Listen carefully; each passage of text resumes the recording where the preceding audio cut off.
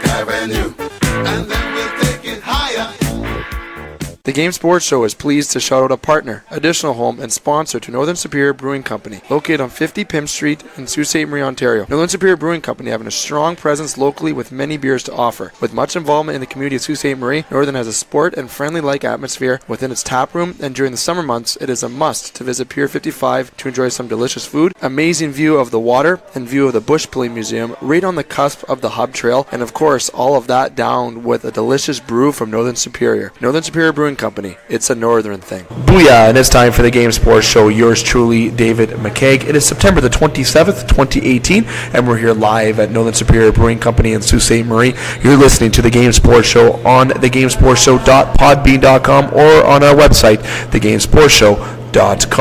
And we're here live, as I mentioned, at Northern Superior Brewing Company, enjoying the great beverages that Northern Superior has to offer. And I must give a special shout out to Northern Superior Brewing Company for making us a part of their night tonight, and obviously to you, the listeners, for making us a part of your night as well. As long to Scott Neeson as well, our board operator here tonight, and the guy who's sitting right in front of me at this current point. I'm going to bring in just a few moments, Justin Heichel. I'm just going to get through the usual introduction portion before I bring Justin on board here. And we have an action-packed show here on the Game Sports Show, as always. And here on the game tonight, we have myself and Justin obviously being on the panel. And after this first part of the show, after the first break, we have Brad Cuchmilio, who's going to be doing a phone interview here as he is unable to come live on location here tonight, as he is one of the busiest men in Sault Ste. Marie, especially with high school football happening tonight as well in Sault Ste. Marie, along with Catch the Ace happening tonight as well. So it's definitely bumping here in Sault Ste. Marie. And after that interview with Brad, we do have our second fan guest, Anthony Miller, coming by for part 3 of the show, and then on part 4 it'll be myself and Justin talking a bit more hockey news along with some MLB news in regards to especially John Gibbons not returning to the Toronto Blue Jays next season. Now, without further ado, let's bring in the guy that I just mentioned a few seconds ago, Justin Heichel. Justin, how are you doing, my friend? Not bad, man. Hoping I'm going to win the old Catch the Ace tonight. Yeah, I think by the time when if people are hearing this live, or if they're going to hear it when it's uploaded on Friday, that they're going to see that I was the winner of the Catch the Ace here, and there's 2 cards left. Now, before I get into continuing this, I'm going to veer off topic for 1 second. I heard a crazy rumor that if no one picks that ace tonight, it goes again next week. It does go again next week. I know that's the fact, but there was a stupid rumor going around town that if it wasn't picked, 52 cards go back up on that board, and the jackpots remains the same because of licensing with the lottery that we should know better than anybody from being previous employees at the OLG, that it has to be a game of chance. Yeah, but it still is, because you have to get your number picked out of the drum. Good point. I didn't have that reaction for that person that told me that. It was actually a very intelligent person that told me that. I don't know how it's still a game of chance. It's still a number and a drum. Yep, and it's the jackpot's at 900,000 tonight, or just 800, just north of 800,000, yeah. Something like that. We're going to find out probably maybe while we're broadcasting here tonight, or it might be just before we do that. But anyways, getting back to the show, you can listen to the previous editions of the Game Sports Show just by, if you're on the website, hover over to the drop-down tab. You have all our previous episodes in there. And even earlier this week, we're at the Wicked Sister on Monday. Myself, Scott, Butch, EJ, Katie were there talking the variety of sports, as well as Wednesday, which was last night, if you're listening live, and if you're listening on Friday, which was a couple nights ago on Wednesday at Sports Center Bar and Grill with our panel of 5 yesterday, myself, Dustin, Matt, Jamie, and Justin, talking our famous in the pocket segment along with a variety of sports, and obviously here tonight at Northern Superior Brewing Company. Now, people are asking about our another 2 shows that we're going to be having at Silver Creek Golf Course. We are in the middle of planning those out before we move on from Silver Creek until next summer. We will announce those dates by next week. Future agenda of the show, you can listen to the Game Sports Show again on Monday at 6 to 7 on Eagle 95.1 and podcasted on our Podbean page from 7 until 8. And obviously next week we will be at Sports Center at 9 o'clock. The fellows, we plan to have just as big as a panel. And next week here at the brewery, we actually plan to be here at 6 p.m., not 7:30. As we will tell you that, as you can see on the Northern Superior Facebook page, we did announce that the agreement was around 7:30, but we will have weeks where we do have it at 6 p.m. until 8 p.m. opposed to 7:30 until 9:30. p.m. So make sure you keep an eye on our ticker, on our website, and on the Podbean page, and while you're listening to the broadcast to make sure you get the right agenda so you don't miss the Twin Sault's only local, regional, and national sports show. Now, Justin, I kind of stated what the agenda is going to be for the next week or so there, but we do have a lot of big plans here coming up for the show in terms of guests on all three shows.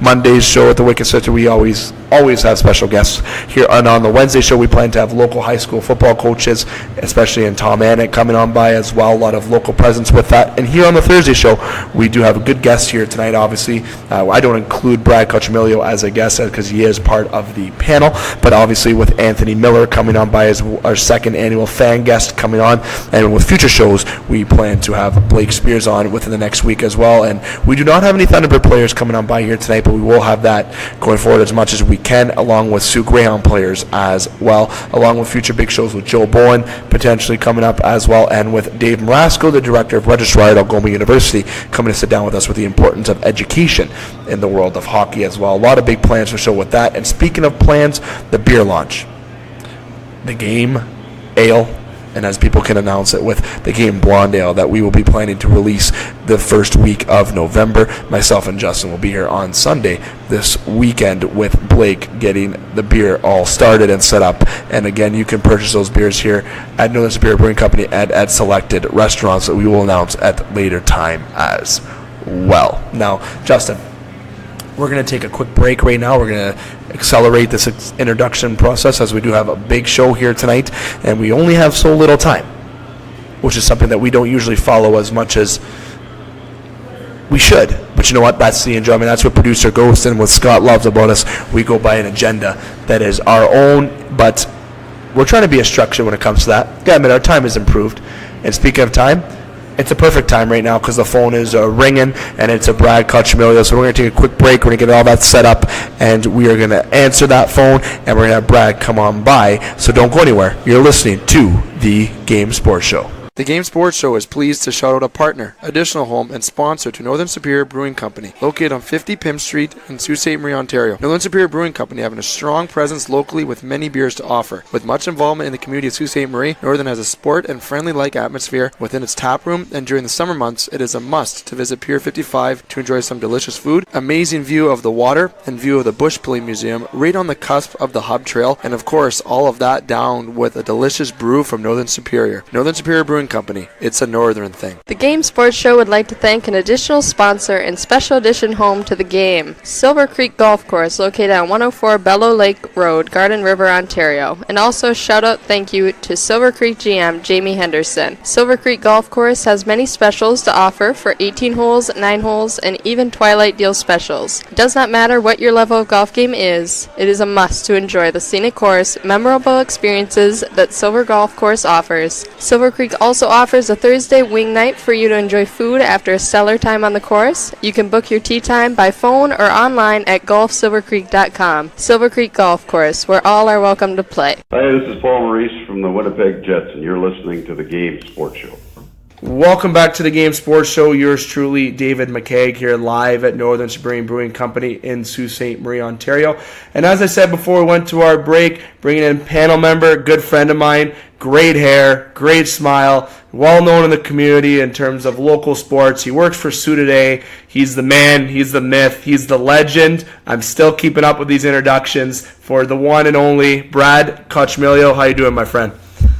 Hey, anytime I get an introduction like that is a good day, pal. It's always a good day. Oh, it is. And you know what? It's been a very, very busy, and that's an understatement, I think, for everybody that are on the both sides of this mic, but especially for yourself with the Hounds getting started with their year, obviously the Noge and the Thunderbirds getting started, then you have high school football that you're doing a lot of coverage with, and just your extra work with Sioux today. So I know that you haven't been able to come on live on location a whole lot, but I'm glad that you're able to take the time today to take some phone interviews. I know October is going to be a lot of phone interaction between the two of us here while things start to open up for you Thursdays down within the next month or so. So I appreciate you taking the time to come on to the show that you're actually a part of, I should say. You know, you're a big part of our panel members. Myself, Justin, and the boys certainly miss you. But once again, thanks for coming on by tonight. Yeah, anytime. You know what? It's always fun. We always have a good time, and it's always good to talk some hockey. Oh, absolutely. And we have a lot of big plans for the show this year. We have our beer launch that we're projecting. It did get pushed till November for the game Blonde Ale here at Northern Superior Brewing Company. Trevor Zach, who's obviously employed with Northern Superior, obviously the GM of the Thunderbirds as well. So we're going to be working very closely this year with the Soo Thunderbirds. Obviously, we're going to start covering the Soo Thunderbird game starting in October, actually. Then obviously working closely with the Hounds this year as well. We've really cemented our area with the local hockey front. So speaking of that local hockey front, we're going to jump right into the discussion, Brad, and we're going to start with the Soo Thunderbirds. After we talk about the Thunderbirds, we'll jump into some OHL discussion with the Hounds, and then if we have some time, we'll talk some NHL with you as well. But the Soo Thunderbirds, they're off to quite a good start. Obviously, Sunday they came off a victory against Elliott Lake. That was Sunday the 23rd. It was 4-3 that they won, and they had a big win on Friday against Espanola. That was 7-3. And they're starting the year hot. Obviously, goes without saying when you win them all. And rated second in Canada. What's your reaction with the Soo Thunderbird squad so far this year? Yeah, you know what I mean. This is a team that. I don't want to say I'm shocked that they're 5-0 here early. This is a team that, always seems to, find a way to have a good solid club. John Parco and Mark Dezano, Toots Kovacs, Trevor, all these guys have, put in the time and put in the effort to put a good club together. And, the Thunderbirds team this year, they've been solid. They've been good defensively so far here. They've given up 14 goals through 5 games, so just under 3 a night. Yeah. And this is a team that is one of the more stingy teams in the league. Right now Kirkland Lake's the only team in the league that's given up less goals than them. They've given up 12 through 5, and they're 4-1. So. This is a Thunderbird group that they're getting a lot of good contributions from a lot of guys. They have 8 or 9 guys back from last year. And even the young guys, the new guys that have come in have been very solid for them. This is a team that has 2 new goaltenders, William Anderson out of Ottawa and Colin Ahern, who's out of Wisconsin. Both guys have been solid for them. They started the year with some bodies out of the lineup due to suspensions and whatnot. They had guys like Jack Majore jump in and play some junior hockey. Jack's a name that people are going to have to keep an eye on in this city, and he's getting a lot of recognition around the province right now as a highly rated kid for the OHL draft. He come in and played well in the first couple games of the year when they needed him. Lucas Terrio was off to a great start for them. He's been absolutely outstanding offensively for them. Noah Bowman's been really good. On the blue line, they have a number of returning guys. Tristan Picello's been really good. Stephen Bellini's been really good. This is a team that's gotten a lot of solid contributions from a lot of guys, and when you get that, it's easy to jump out to a 5-0 start when you've got a lot of guys playing well.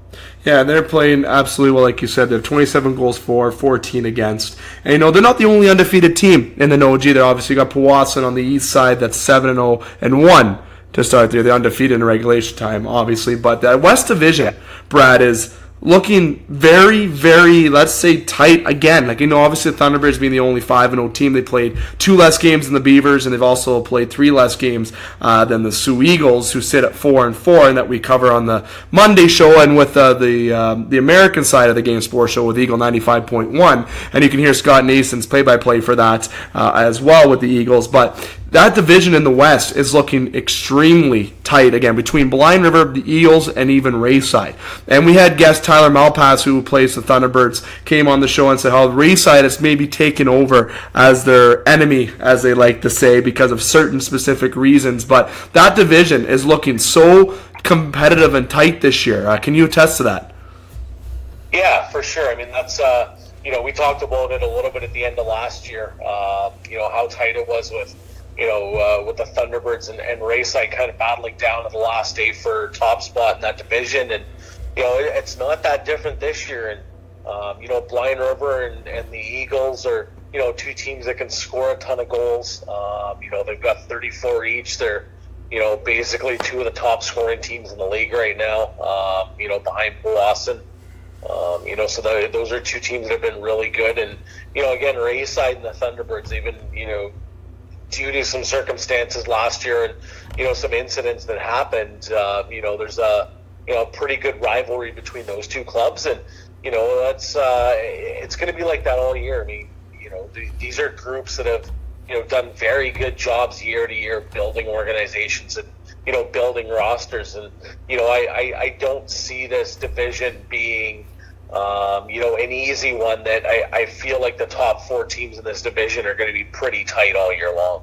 Yeah, they definitely look very competitive, and I can't get over how great the turnaround has been, especially with the Blind River Beavers organization, definitely staying competitive and relevant in that division. The Soo Thunderbirds are a team, like you said, returned a good number of bodies. Lucas Terrio out to a hot start. He's sixth in scoring. I think, actually, yeah, he is sixth. I'm looking at the website. It's kind of disorganized on the site, but he's rated as sixth there. He has 5 goals and 5 assists. And Tyler Malpass, who's been on the show as well, has 8 points as well. The Soo Thunderbirds getting a lot of input from their players. Ian Caden McDonald's off to a hot start. It's been very good around with the Soo Thunderbirds, and also in Sioux, Michigan. Got to give the Eagles a look at it with Caleb Woods have a great start. Michal C has had a great start as well, and even Blind River Caleb Sierre has had a great start as well. It's been a very good year. Brandon Young has off to 14 points as well this year, with Cade Hurd also leading the way with Powassan with 14 points. Definitely very good, exciting, and fast hockey when it comes to the NOJHL. And with the Soo Thunderbirds, they're back in action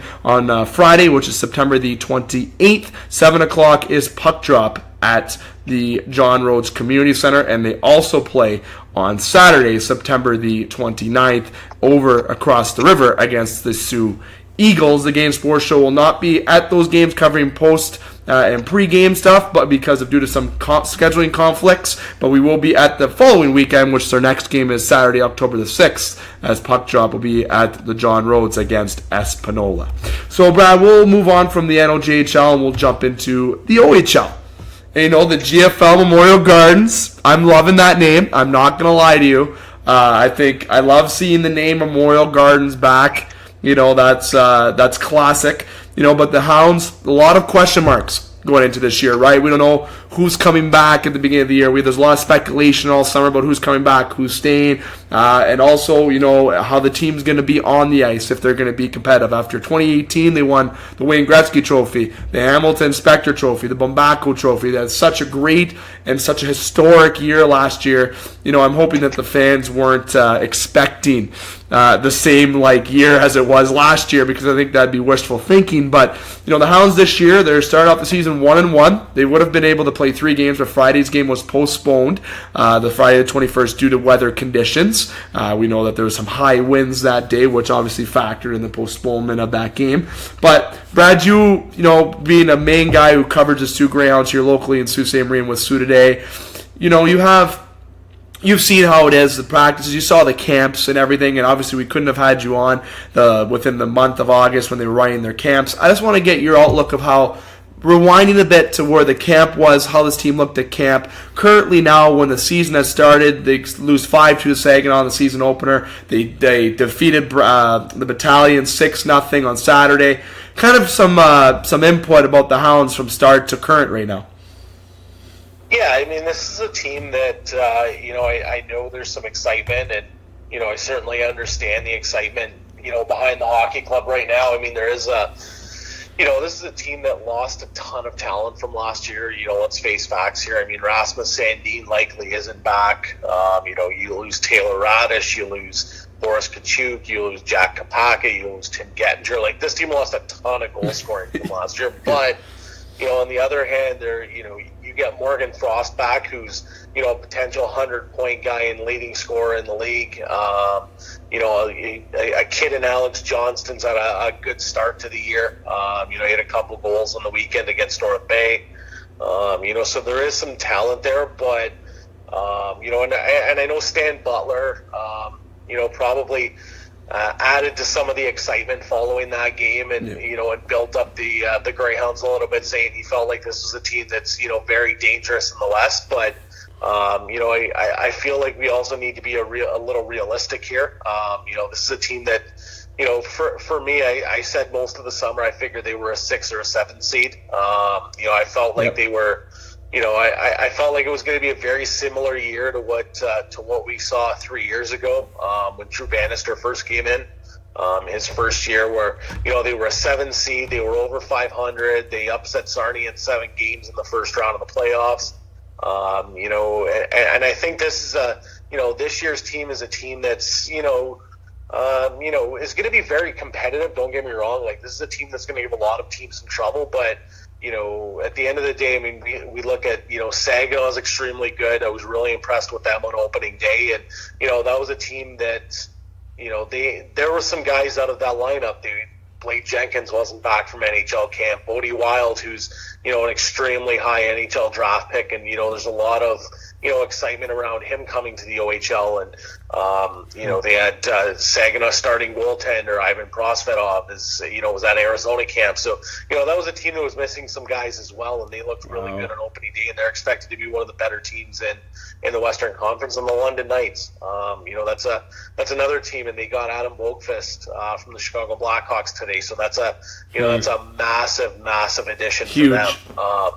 So they're going to be really good too. So we got to bear in mind that's you're playing 6 games against Saginaw and 4 more against London during the year. So that's, think about it, that's 10 games right there. And that's not including, games against some of the other elite teams in the league. And, like Niagara is expected to be really good. Oshawa's, expected to be really good. So, this is a team that's going to be competitive. They're going to be good against those teams, but it's not going to be easy. I wouldn't be shocked maybe if they move potentially a big name or two at the trade deadline to recoup some picks and, get set up for a run a year or two from now. But this is a team that, people should be excited about it. Don't get me wrong. I mean, I'm not going to sit here and say this is a doom and gloom year, because it certainly isn't. But this is a team that, we have to, we also have to be realistic as well. This is a team that's not as skilled as it was last year. But they've got guys that fit the style. And, let's face it, if they get Mac Hollowell back and Barrett Hayton, that definitely makes this team better. Mac Hollowell, he doesn't have a contract with the Toronto Maple Leafs yet. He's at their American League camp right now. So he's a potential guy to be back. And, the wild card is Barrett Hayton. He's drafted 5th overall by Arizona. And, there's the potential that he could stick. He's a guy who, his game and his maturity translate really well to the pro game. And, he's a guy that, he's going to get his look early on in the year. And, you know what, if he has a good start to the year, it could be unfortunately, it could be like a Jared McCann situation where, the Greyhounds, hope and maybe have a little bit of an expectation that Hayton comes back and then he ends up sticking. So that's gonna be kind of a wild card. And, if by, some very, very, very slim chance they get Rasmus Sandin back, that changes things a lot as well. But I don't expect Sandin back. And, this is a team that I think is going to be good. It's going to be fun to watch. They're going to be competitive. But, we also have to be realistic that this isn't going to be, the Hamilton Spectator Trophy winners that we saw last year. But they will be a very good hockey club this year.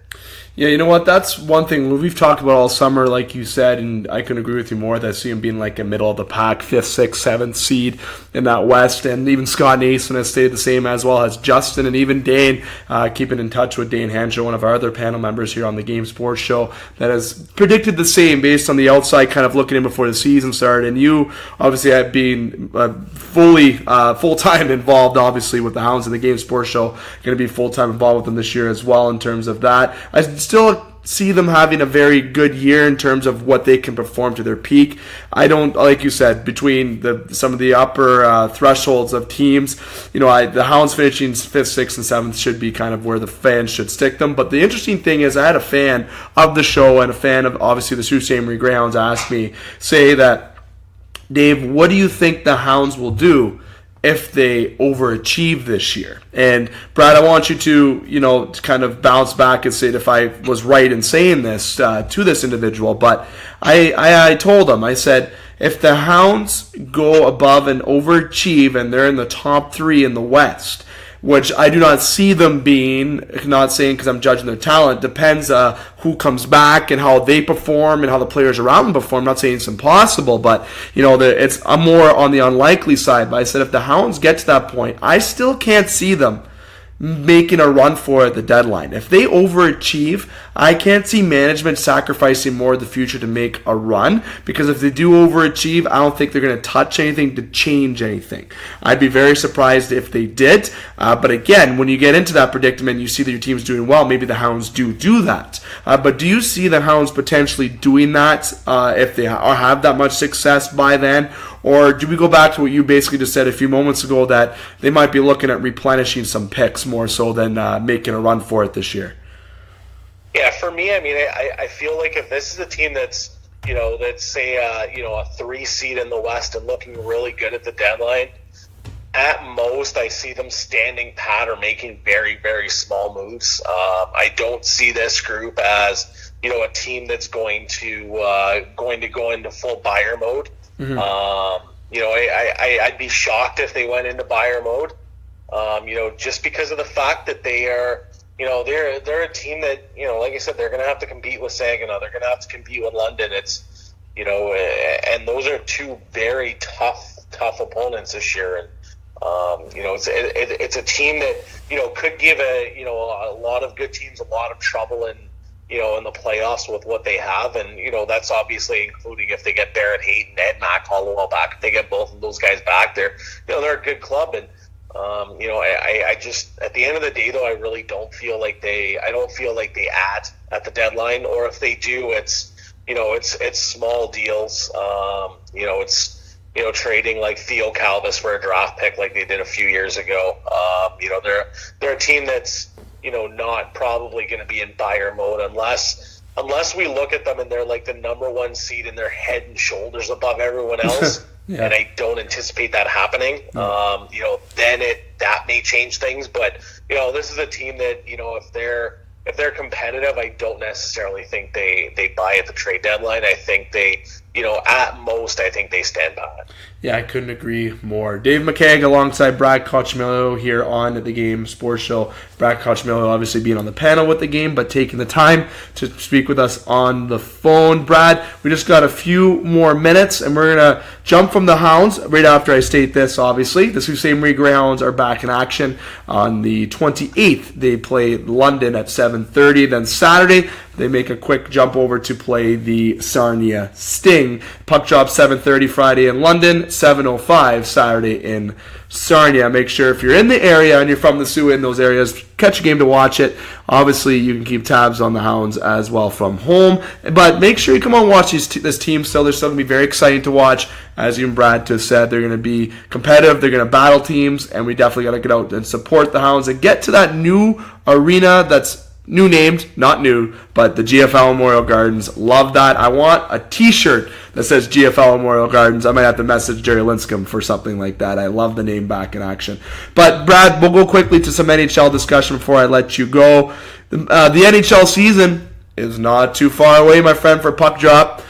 Just basically around the corner. Now, let's talk a little bit about the NHL season in terms of what you're anticipating for the year. Now, one thing I want to comment with you, we've talked a lot on this show about Erik Karlsson's trade to San Jose. We obviously Stevie Wonder Yzerman stepping down in Tampa Bay. Toronto named their assistant captains with Tavares Marleau and Morgan Riley leading the way. We've talked about Nylander's contract extension that's non-existent right now. Tyler Seguin signing for, I think, a very cheap contract for what he performs on the ice if you're looking towards the future. Ilya Kovalchuk is looking like he's doing great with the preseason he's having so far. Kucherov, he's had a little bit of an injury. Is he going to start the year with Tampa Bay? We're not sure. Buffalo's looking improved. There's just a lot of news in the NHL that we can talk about, but I want to ask you about some of the news that's happened recently to get your reaction on it, and also what you anticipate for the upcoming season in the National Hockey League. Yeah, it's going to be exciting. I look forward to, obviously I look forward to seeing what John Tavares is going to do in Toronto. I mean, that's, obviously pretty exciting to see, to see what that's going to be like, in game action and regular season action. I mean, I can't wait to watch Erik Karlsson and Brent Burns light it up as defensemen in San Jose. That's going to be a lot of fun to watch. Oh, yeah. And tough news out of Anaheim today too. Corey Perry had knee surgery, I believe it was, and he's looking to be out. He's looking to be out 5 months. So yeah, that's true. I did see that. Yeah, he got hurt during warm-ups against Arizona. I believe it was just the other night, just in the last few nights. So that's obviously massive for them. I mean, he's going to be out till February or March now. So that's almost the entire season.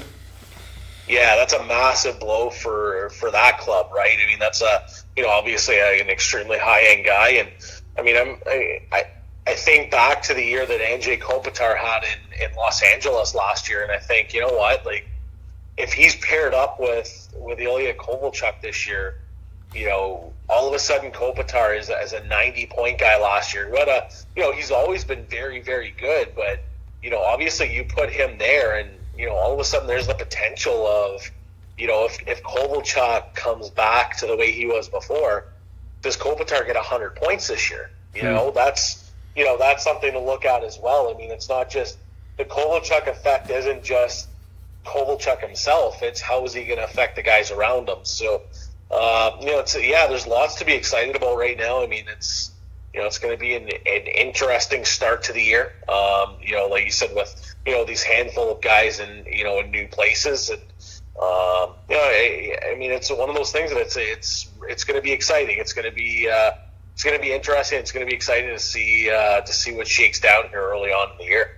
See, one of the questions, too, and before I even get to that question that somebody asked me to make sure that I ask you, Seth Jones is also someone who's out 4 to 6 weeks for the Jackets.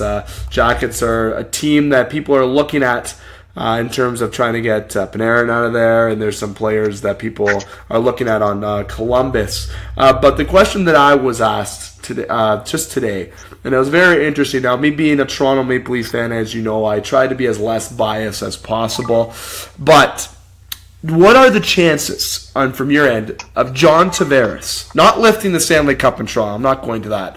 But winning the Hart Trophy. I thought that was a pretty interesting question based on how Toronto can perform this year. But I love what Sid Cicero said on Tim and Sid last week, how Toronto didn't improve their defense. I don't know if you saw that video or saw that reaction by Sid Cicero. As you know, I've been chirping Toronto's defense for almost 2 years now. I say chirp very lightly because I feel like they haven't improved that. But up front, they definitely have a juggernaut of talent. Even if Nylander resigns right away or not, Toronto will win hockey games and be very high-end in the Eastern Conference and in the National Hockey League. So does that mean that John Tavares has a high chance of winning the Hart Trophy this year? Yeah, you know what I mean? Honestly, looking at it from the outside, I don't see why he wouldn't. He's a guy who's an absolute elite player in that league. So I don't think him changing teams changes the idea that, he's got a legit shot to be a Hart Trophy contender this year, without a doubt.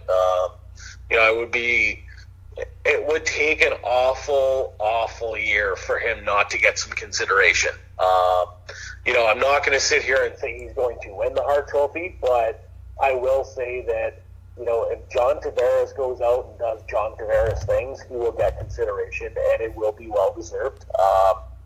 He's a guy, I've loved his game, and I was critical of him in junior. I was critical of his defensive game, I remember, and, it was, maybe there was some concerns. I wasn't sure that he was, a legit top pick, but he's certainly squashed those theories for me, and I'm, more than happy to admit it. But he's a guy, he's just so much fun to watch, and, he's just so skilled, and I there's no question in my mind that he's a legit Hart Trophy candidate if he goes out and plays the game that we've seen from him over the years in Long Island. If he takes that to Toronto, absolutely he's got a shot to win the Hart. Absolutely. Now, the last question, Brad, before I let you go, because we are getting crunched up for time a little bit. You being a Detroit Red Wing fan, I cannot not bring up the Red Wings in terms of Steve Yzerman. Now, yes, he hasn't signed a contract with the Detroit Red Wings as of yet. He said he's staying in Tampa for the rest of this year as a I don't know why, an advisor, much like Lou Lamoriello did in Toronto, but then Lou went to the island less than 2 weeks later. It's been basically 2 weeks since, and Stevie Y is still holding up in Tampa Bay. Maybe he is going to be a man of his word and play out the year. Now, you being a Wing fan, and you can keep it as short as sweet as you can here, are you not excited? Are you not getting your hopes up? Or are you thinking he's going to go there? I know we don't like doing a lot of predictions on the show, but I have to get your reaction as a Red Wing fan. I'm sure you must be anticipating the day that Stevie Yzerman comes and goes in the management role with the Detroit Red Wings. Yeah, admittedly, you know what, when that first got announced that he was stepping down in Tampa, I can flat out tell you that my first thought was that he was going to end up back in Detroit at some point. Whether it's next summer or 6 weeks from now, I don't know.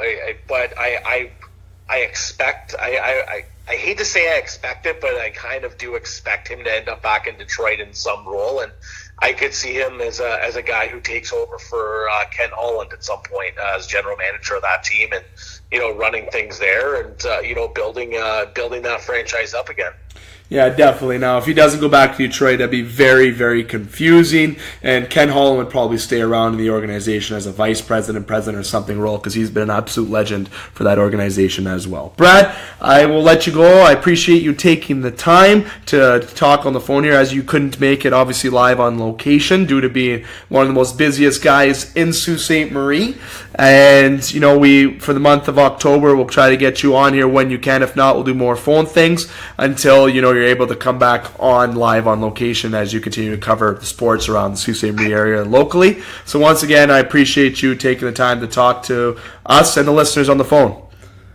Hey, anytime. I always enjoy coming on.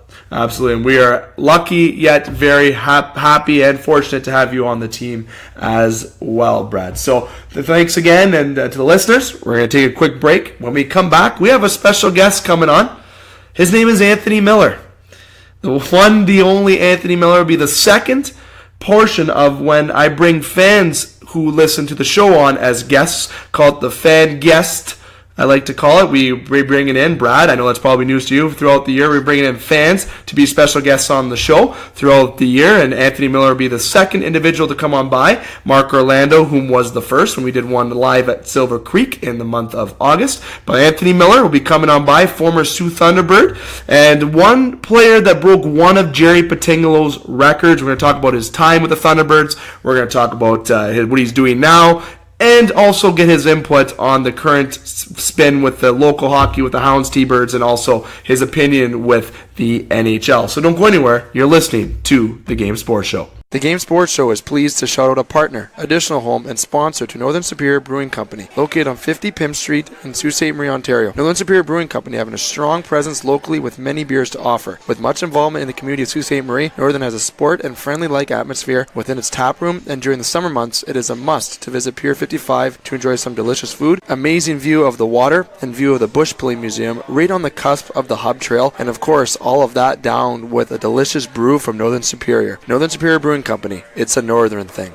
Get Wicked Catering from the crew at the Wicked Sister. We like to think of ourselves as foodies. While our favorite foods are paired with a beer tasting at the Wicked Sister, you can now have the same creative menu for your next catered business luncheon, family get-together, wedding, or holiday party. Our white truffle risotto appeals to your gluten-free and vegetarian guests. Add sautéed shrimp or freshly grilled chicken for a pop of protein. Or let us build you a custom menu to suit your needs. From plated events of 15 to buffets for 200, the Wicked Sister will cater your event with tapas, snacks, cravables, or a full sit-down dinner. The Wicked Sister, where you'll be treated like family, whether you like it or not. The Game Sports Show would like to thank an additional sponsor and additional home to the Game Sports Show, Sports Center Bar and Grill. Sports Center Bar and Grill, located on 624 Wellington Street West, Sault Ste. Marie, Ontario. Sports Center rated top sports bar for the second year in a row. At Sports Center, enjoy their famous 75-cent wing night along with delicious Molson products on tap, along with a great atmosphere and other great food options available as well. Sports Center Bar and Grill, the Sioux's best sports bar. Hi, this is Joe Bowen, and you're listening to the Game Sports Show from Sault Ste. Marie. Welcome back to the Game Sports Show. Yours truly, David McKeag, alongside Justin Heichel here live at Northern Superior Brewing Company. We've let Brad Cochimilio go. We appreciate Brad taking the time to stop in as he was unable to come on location, as he has quite the busy man in Sault Ste. Marie, especially starting in September and through the month of October with high school football going on Thursday nights. But Brad will be back here full-time live on location once high school football gets completed. But we are not done with our guests. As I mentioned when I was closing off with the Brad Cochimilio conversation, we're bringing a very special guest, our second fan guest. And while I sit here, Justin closes his eyes and shakes his head. We have Anthony Miller here with the Game Sports Show, a good friend of mine that was a former work colleague, keyword former, as him and I worked together in workforce planning in the Soo Area Hospital. We might bring that up, we may not bring that up, who knows. And also, I never played hockey against him, thankfully, because he would have probably embarrassed me. But now I will be playing against him this year in the Mayor's Open League, with the Game Sports Show being my team and the Wendy's Waterbucks being his team. So it seems like we're going to be around each other still a lot more. But the most important thing is we came out good friends, even despite working together, and how annoying I can be despite. So without further ado, let's bring in the one and only, the voice of the school board's commercial, one of their commercials, I must say, Anthony Miller. How you doing, pal? Thanks for having me, Dave. I'm doing good. Happy to be on the show here. I've been a long-time listener, so really happy to finally get the call here and get a quick interview. Get the call. You were definitely one of the fans that always listened to it at work. Saw you listen to it on your phone sometimes while you're filling those lab and DI shifts at the Soo Area Hospital, along with listening to Spit and Chicklets and Barstool. So you're our second fan guest, I like to say, on the show, and every month we're going to be having a fan guest come on by here at Northern Superior Brewing Company. So if you want to be like Anthony Miller and want to come on the show and throw your opinion on, and maybe if you're good enough to continue being on the show, you can continue coming on to be on the show. But all jokes aside, to be a part of the Game Sports Show and come on and state your opinions and have conversations with myself, Justin, and Brad and Dane when they're here as well. So Anthony, all we're going to talk about, man, is your previous hockey history, because we know you have a good trail of hockey history. You have a ring as well with the Soo Thunderbirds.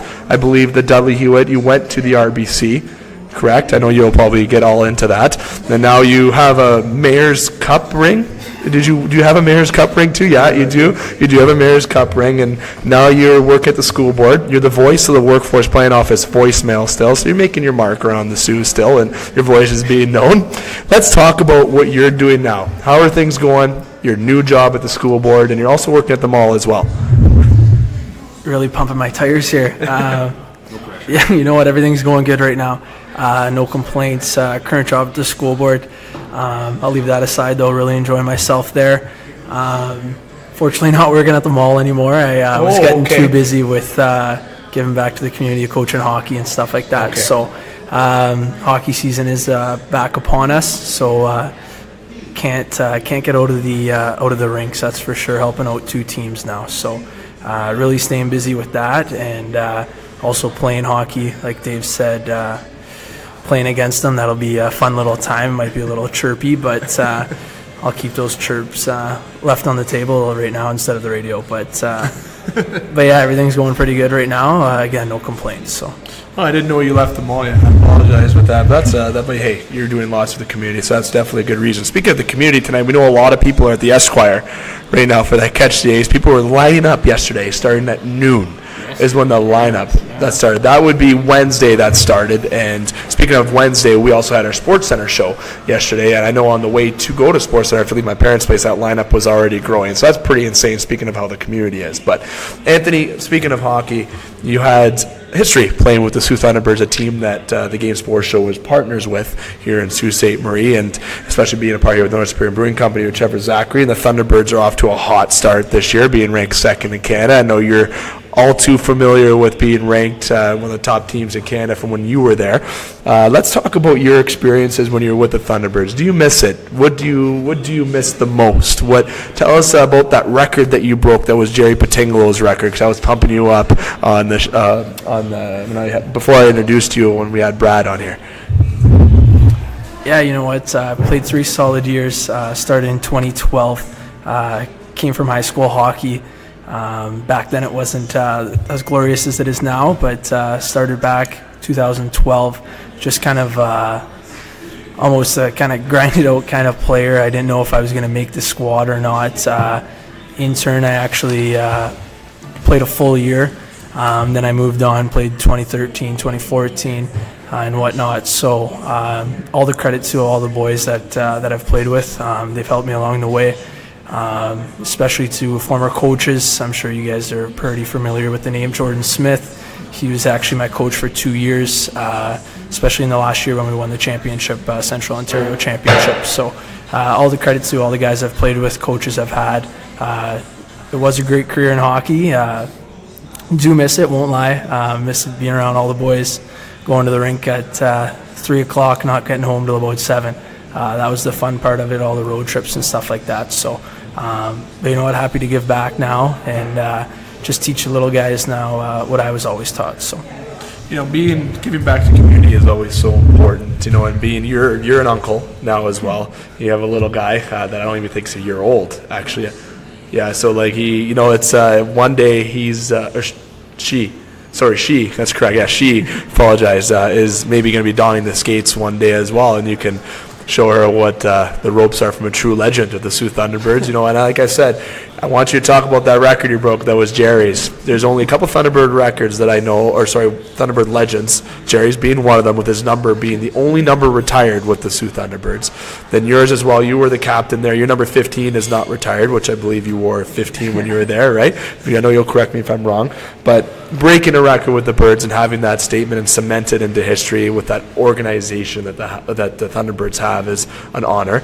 And what can you talk about with the Thunderbird organization? I know on air numerous times I've talked about it, with being a part of that team for 1 year, but always a great program that the Thunderbirds run.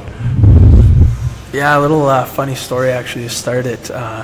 When I first actually was told I was going to play my first year, they asked me what number I wanted, and I actually requested 9. That was my old number. And the equipment manager at the time, Noel Steven, he told me he was retired, pick another one. So I kind of panicked on the spot. It took 15 because my brother was racing cars back then. That was his go-to number. So I just kind of threw on a number. And yeah, like you said, playing, you're not really looking at records or anything like that. You just want to do the best for the team. You know what? Yeah, it's great to have a record. Kind of even better. Most points in the playoffs, right? Yeah. I think that's what it is. I believe it was something like that. Yeah. But again, as a player, you're focused on the one goal of winning a championship, and fortunately we did.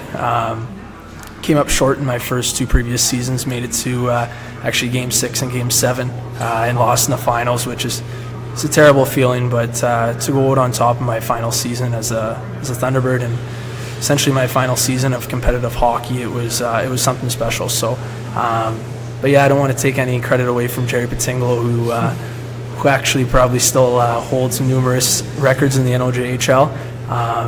I can't believe that one.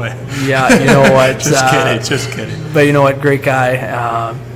And just hearing around the community, everyone talks still about Jerry Patinglo and how he was such a good player. So I'm glad he's left that legacy for all the Thunderbirds and the current Thunderbirds too. To touch upon the Thunderbird organization, it's a wonderful organization, especially as a hometown boy playing for the hometown team. It was something I always look forward to every Friday, Saturday, Sunday, lacing up the skates with the fellas.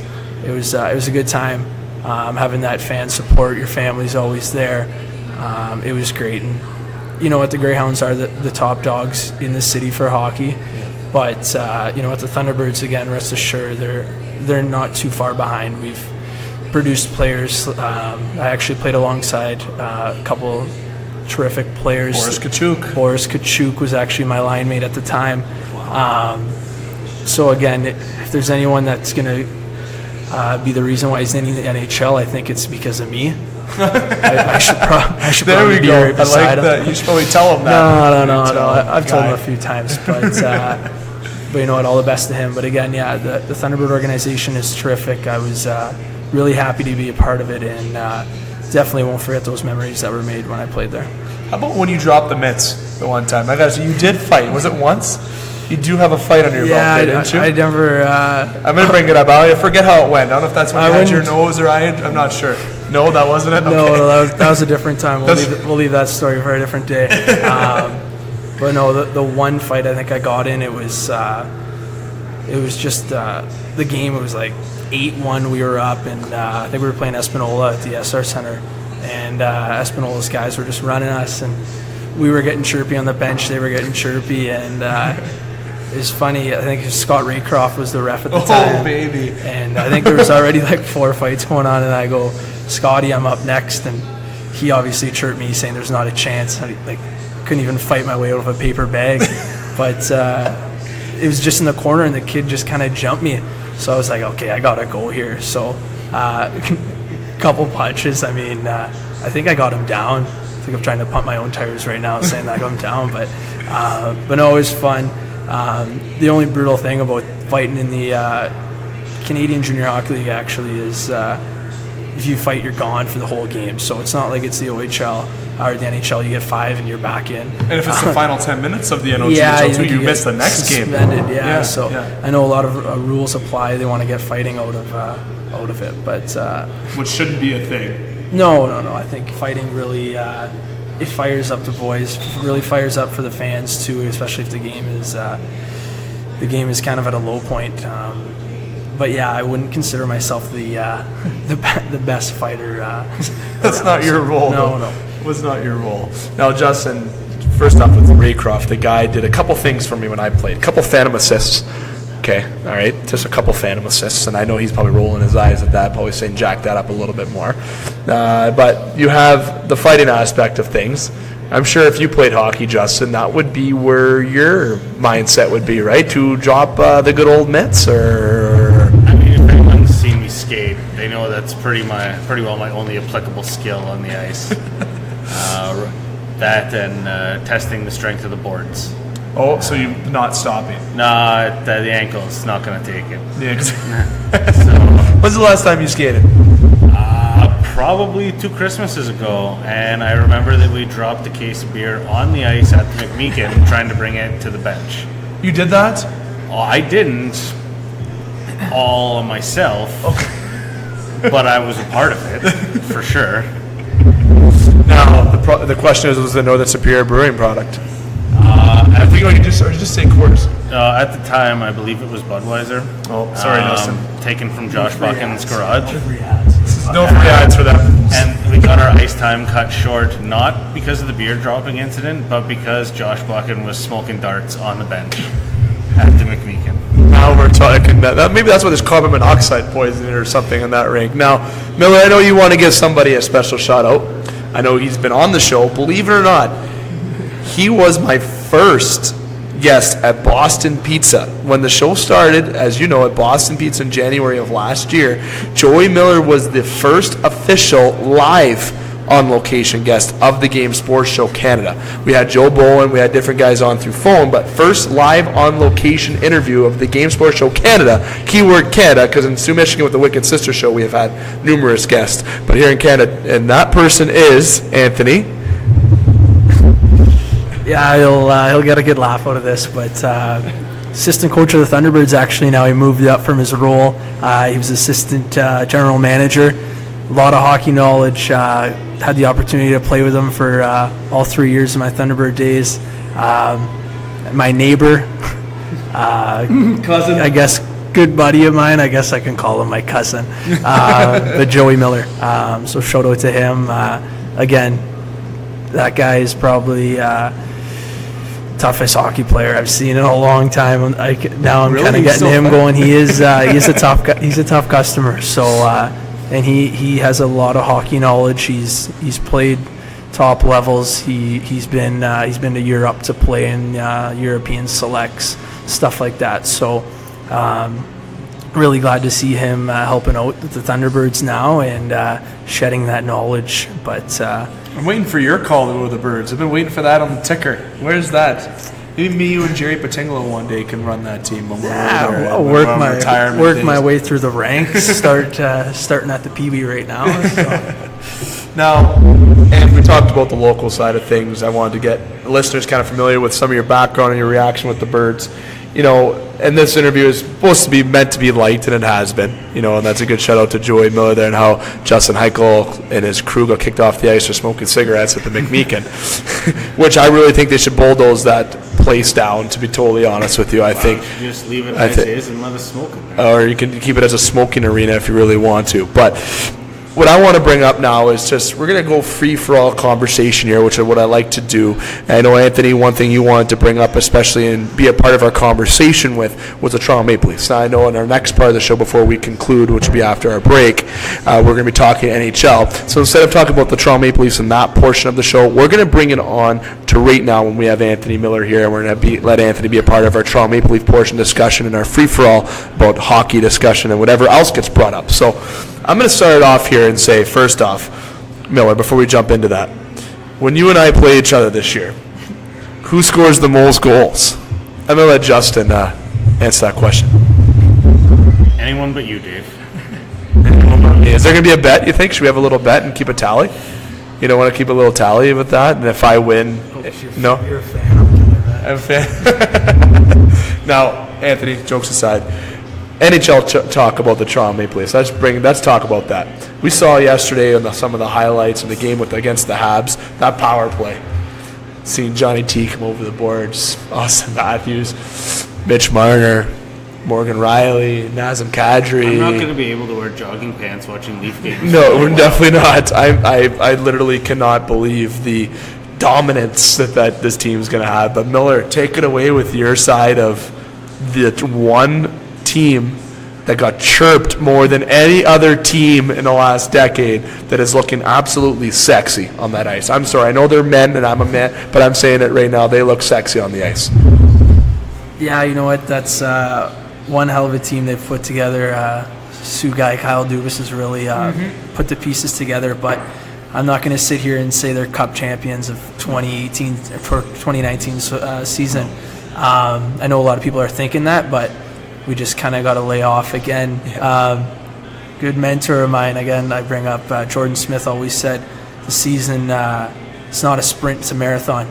So season is really ends up where you are in June. If you're golfing in June, there's an issue. So when the Leafs kind of make the playoffs and kind of go through there, I think that's when we can all get behind them. But right now, we just got to kind of stick the course, and you don't want to give them too much pressure. I know a lot of guys are already playing the Stanley Cup parade, getting their Porter flights down there.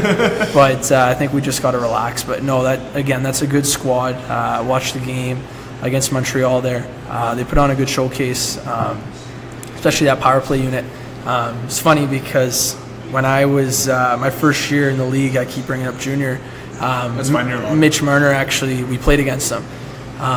We played against him in the W. Hewitt Cup. Was in North Bay. He was on, I think, the St. Michael Buzzers. I could be wrong. Yeah. And he was a call-up. I think he was a 15-year-old, and he would walk around us like nothing. And So we all small too? We all knew he was destined to go somewhere. And a good buddy of mine, Jake Patterson, actually was a goalie of the London Knights. He got to play with Mitch for multiple years. So good little background. Know him a little bit, but yeah, with the Leafs, I know there's also another player I used to play against was Connor Brown, and that guy, we played him in Bantams, and he was probably the smallest guy, and he got chirped all the time. He was just this little guy. His dad was the coach, and we said, like, you're only on the team because your dad's the coach. Like, you're brutal. And now I'm sitting here behind a mic, and he's playing in the NHL. There's an issue there, but you know what? Good for him. All the best to him and the Leafs. But yeah, you know what? They got a good squad. Really excited to watch them. I think it's going to be one hell of a year. See, it's funny that you brought up that chirp because I got to bring up a chirp. I'm one famous to bring up things. I had a game against Steven Stamkos, and I can tell you right now, it was a game in a tournament against Steven Stamkos. Yeah, I went to the show and played a game with Toronto.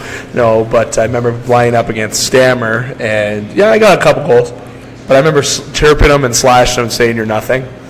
Now the guy's one of the best hockey players in the National Hockey League. So that's why I'm behind him, Mike, and the guy's the captain of the Tampa Bay Lightning. But the Toronto Maple Leafs team in general, a lot of good young guns, and one of their young guns, Anthony, Justin, William Nylander, is still not in the lineup. Justin, I'm going to slide over to you because I've kind of let Anthony spearhead a lot here. I'm going to let you talk about the William Nylander situation, last night's exhibition game against the Habs, and just in general about if Leaf fans should be a little bit worried if Willie's going to be coming back or not, if we are going to start believing these rumors that he might be getting dangled for a trade. I mean, it's not. I don't really know that it's rumors that he's getting dangled for a trade. People have called.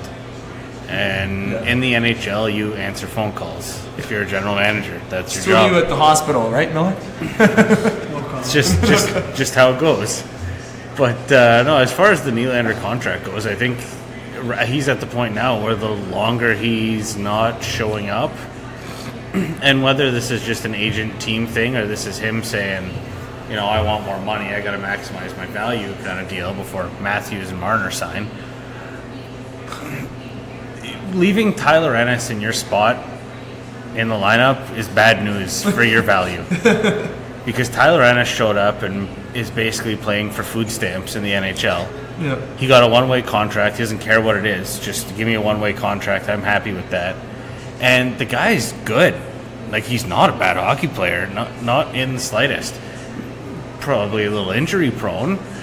But you're going to stick him with Matthews. You want to stick him with Marlowe. You want to stick him on a line with Kadri. You want to stick him... He's going to gel. Yeah. Like, the guy's... feisty little fuck, too. Well, he's like a Swiss Army knife as far as your lineup goes. You can plug him in anywhere, and Babcock likes those guys. Yep, and he makes use out of those guys. Like, we're not going to be hearing the can Nylander play center argument this year. So he's a definitive winger, and the Leafs have a surplus of wingers. A surplus of a lot of things. Apparently prospect defenseman, though, too. Well, here's my mind melter for you for today. Okay, mind melter. Okay. Yeah. Okay. Package up Nylander and Gardner and see what you can do for them. Together? Yeah. Let's go to you, Miller. Pitch him to Anaheim and see if you can pry Cam Fowler out of there. Oh, you could probably get Cam Fowler straight up for Nylander. I'd like to see a healthy Cam Fowler playing an entire season on the Toronto Maple Leafs back end fascinates me. I would think maybe if you're going to do that, you got to dangle Nylander and Gardner for Fowler and Manson. I think that's where you can more so. Well, but the issue is that they're both on.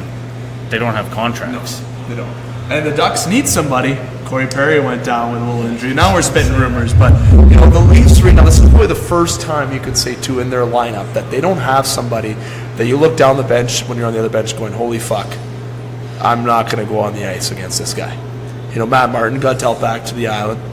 This is a team that you can't say Josh Levo because this guy is nice. He has a nice. His ass is imprinted in the press box next beside the press box of Kyle Dubas's. My one argument to that, and as much as I am like, Levo's not a fighter. My Toronto Maple Leaf glory days were like Fraser McLaren, Colton Orr.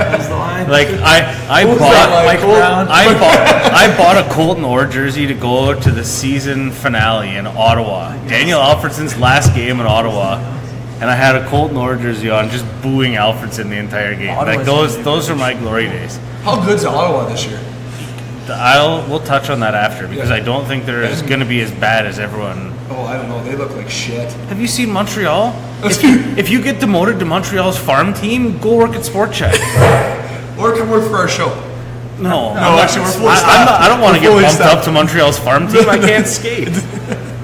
Have you ever had that situation when you played Miller where you had a team that you played against growing up where you can look down the bench and go, holy shit, that guy is literally going to beat the living shit out of me? I can think of one guy, Mike Bondi, played for Manitoulin Islanders. The guy was about 6'5", 250. I remember he broke Bronson Kovacs's orbital bone. I probably said that wrong. Try it again. I can't. Don't. Why? Make me say something. Don't screw you. Why? Asshole. But end of the day, did you ever have that situation? Recent history, I'd say there's one guy. He's kind of a little bit of a suitcase on the NOJHL. Ned Simpson, I think his name was. Okay. Big guy. You know what? I'll give him credit. He had a lot of meat to him. We kind of looked down. We're like, he's a big boy. Couldn't move. Turned like a battleship, unfortunately. my kind of guy. But we kind of just all laughed and were like, hey, like, you know, he's a big, tough guy in the corners and stuff. And we were playing at the John Rhodes one game, I can still remember, and Matt Mitchell actually dropped the mitts with him. And this Ned Simpson's about like 6'5", and Mitchell, you know, like he's not the tallest guy, but he's a thick guy. He's a thick guy. Yeah, he is. You know, so and kid too, wasn't he? No, he's not. Mitch is a Sioux boy, but Mitchell actually pumped the gears right off him. Like, even I remember still a picture. Somebody took a picture, and you could see the fans in the back, and like there were people just in awe. Like, how did he do it? So credit to Matt Mitch sticking up for the boys. He did that a lot in his career. So. But yeah, that was probably one of the best fights I've seen. Next to Fraser McLaren knocking out David Duzinski on Ottawa that one time and almost killing him. Or actually even that recent fight with Pat Maroon. I'm not sure who the other guy was, but that was a good tilt heavyweight bout for sure. Preseason action too. I know not a lot of guys in the NHL like the preseason. But yeah, to see a tilt, get the fans into it in preseason was really nice to see. No, for sure. Now, jumping in back to the Leafs, because we don't want to veer too much off topic. I've said on this show numerous times, Anthony, how much I don't dislike Jake Gardiner, because something that I've learned, buddy of mine, Justin Earhart, out in the States, is good friends with Jake Gardiner. I know he's heard a few broadcasts of the show, and I certainly hope he hasn't heard certain particulars, but we're in the middle of actually trying to get Jake to come on the show this year, so I don't know if he's coming on because he wants to have a showdown with me, or so I've kind of rolled it back, but I've also issued a challenge of one-on-one against him. I think I'd still dangle him, you know, give me a couple of weeks of training with Anthony Miller here, maybe I could get some tickets to that. Yeah, I think another Northern Superior pipe. Anyway, the decor. Does that scare you at all, Anthony, as a fan looking at that? We've talked about this numerous times on the show, and they still haven't brought in a damn defenseman. Do you remember, not if you remember, did you hear Sid Sixero's rant about the Leafs decor? I actually think he was 100% right. Like, I've never agreed with Sid Sixero. I'm a big fan of Tim and Sid. I like the show, but I've never agreed to everything he has said in terms of hockey knowledge. I'm not saying he's not knowledge in hockey, because he is. But I'm just saying, especially with the Leafs, he's been critical a lot of ways, but he was actually bang on. This decor is led by Morgan Riley, who's good. But then your second guy to him is Ron Hainsey, not Jake Gardiner. Jake Gardiner is your point guy on the power play. This is not a decor that's going to win you a Stanley Cup. Yeah, they're building prospects from within, but don't you think they should look at bringing in some one or two defensemen to really solidify that decor? Then they can maybe make a run this year. Absolutely. Coming off what you were saying there, the thing is, though, like, a lot of people, they look on paper and think, like, there's no big name on the back end, which is very true.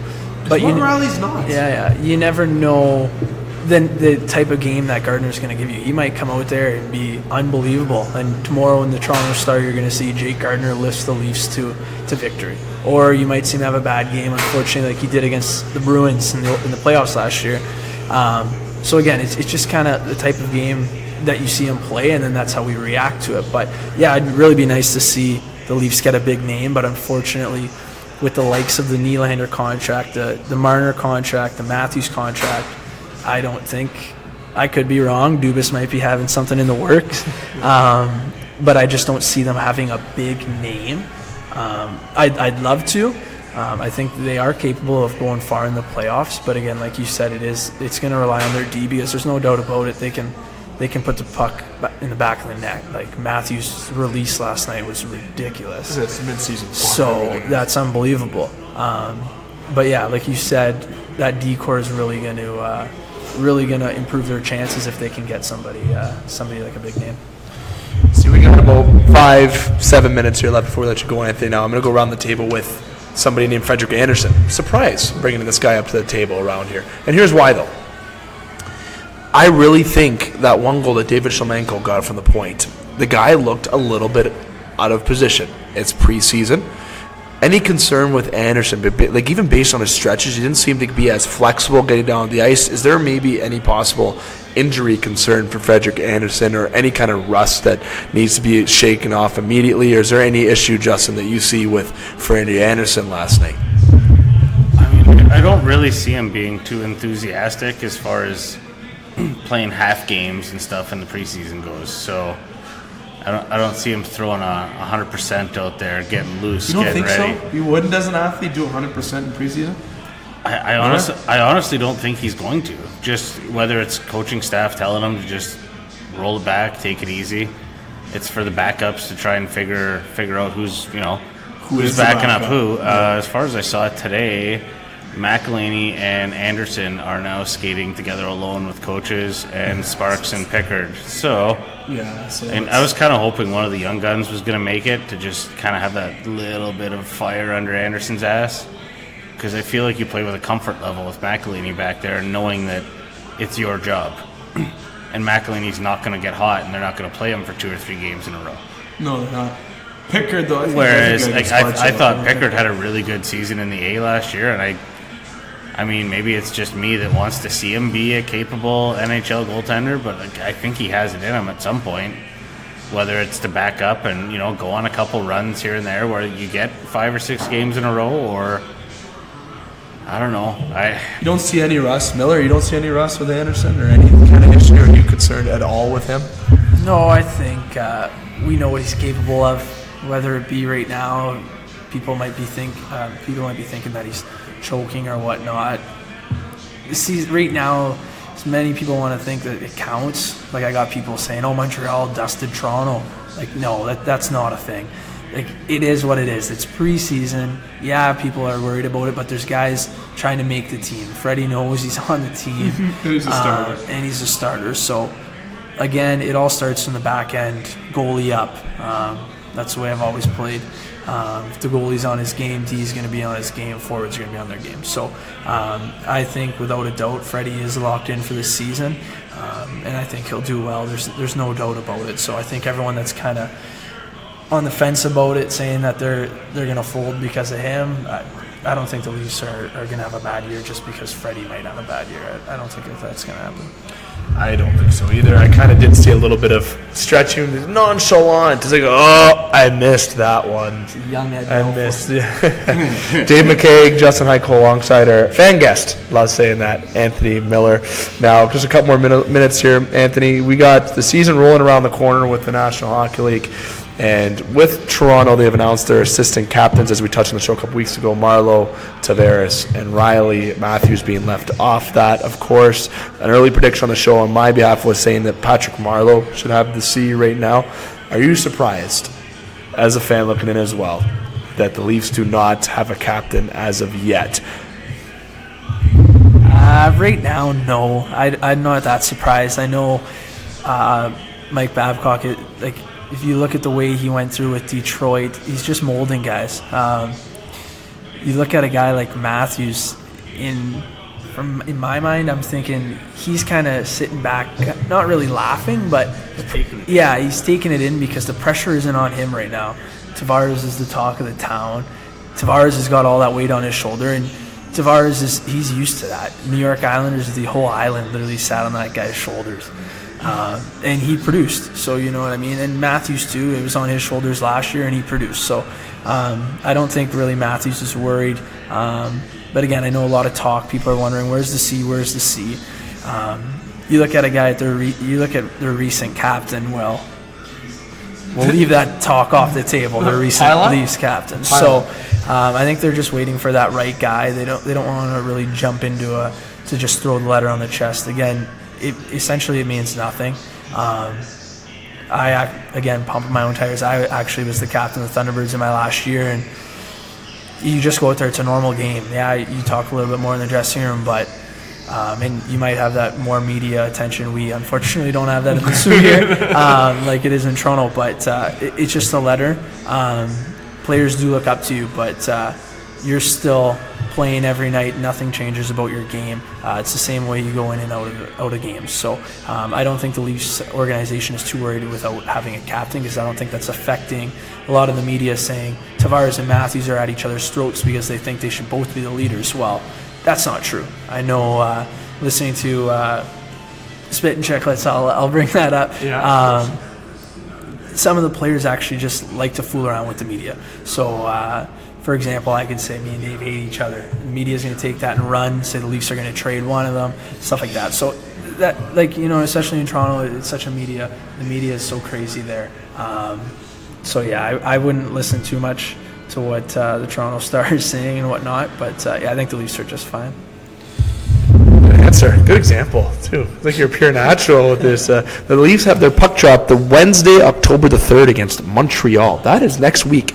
Is NHL puck drop, man. That's next week. I took Thursday, Friday off work. Oh, you took Thursday off work. Thursday and Friday off work. Well, Leafs Wednesday. You get a couple goals there. Playing Patriots Thursday. And night. Speaking of that, our Instagram page, Super Sports Showdown. At the Game Sports Show SSM, we're going to have a hockey pool get uploaded on there, which was Justin Heichel's idea. We're going to have that on there as well, so make sure you check out our Instagram page. Now, Miller, it's been a bunch of questions about, have had normal conversations about Toronto, about their D, Nylander, preseason, how it looks good, etc. Talked about you and your local end, and like I said on the show, we've done a lot of very repeated topics with Toronto because it's still preseason, but when the puck drops, it's going to be full of excitement.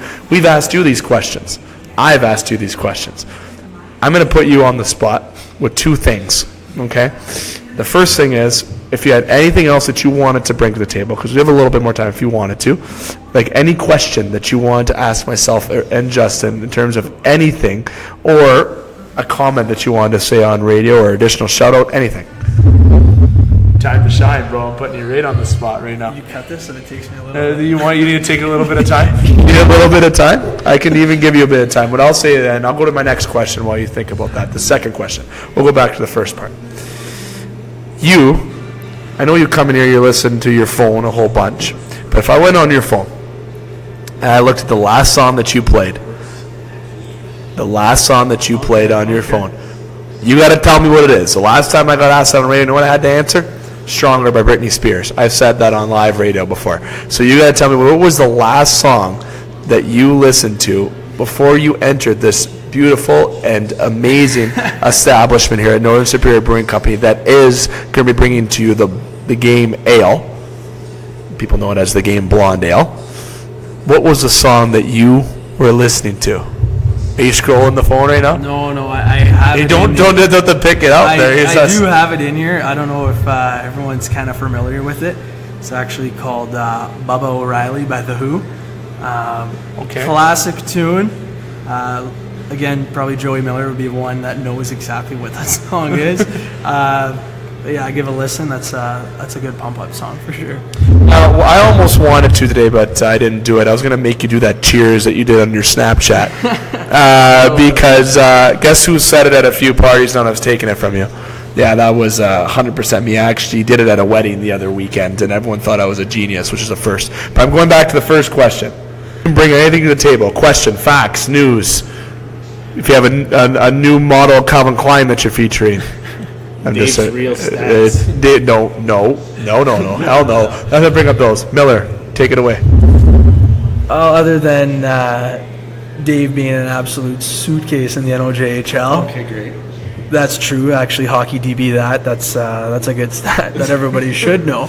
I'm actually going to turn this on-the-spot question back to these two guys. As the Game Sports Show podcast, what is your where would you guys like to be in, let's say, 6 months to a year? What's your main outcome of hosting this show?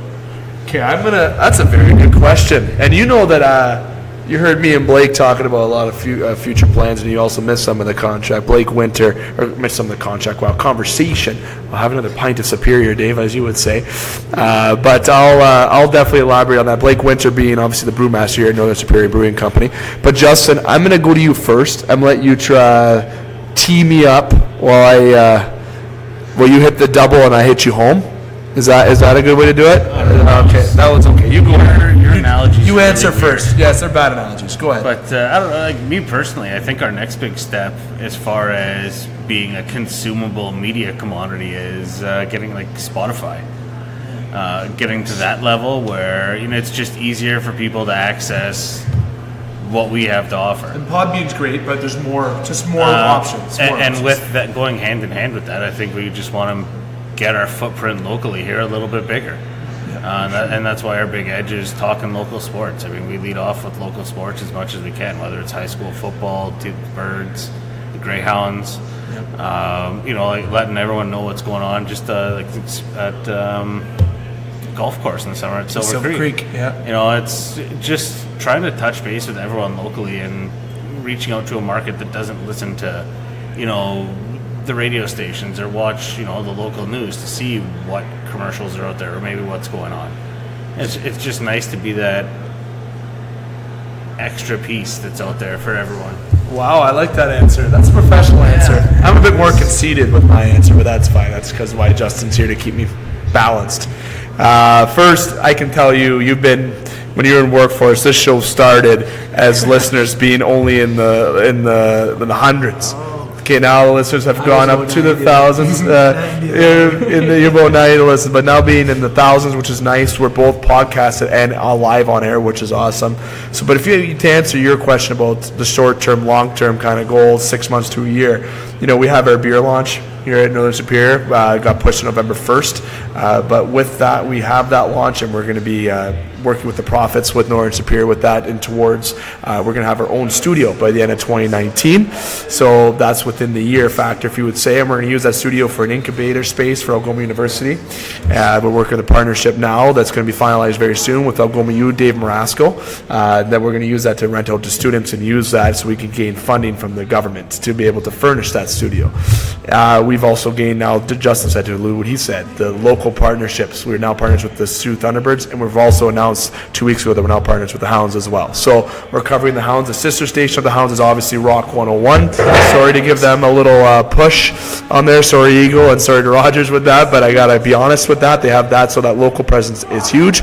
And we also plan to really enhance our social media pages. We're going to be using a lot of the money that we've gained in terms of enhancing our Instagram page, website, and also the Podbean page to expand to, like Justin said, to Spotify and to more accessible podcast pages along with Podbean, even though Podbean's been great, but it also be more interactive for the listeners. So if I had to say where the show is going to be, it's just be continuing to ascend in the right direction, to be continue gaining popularity, not to be in the thousands. I want to hit the 10,000 listener mark this year. That's what I want to hit. I've been hovering around the 8,500. I've been around there. I kind of want to get up to the 10 and move on and kind of move up that way and expand ideas for the show to continue to grow.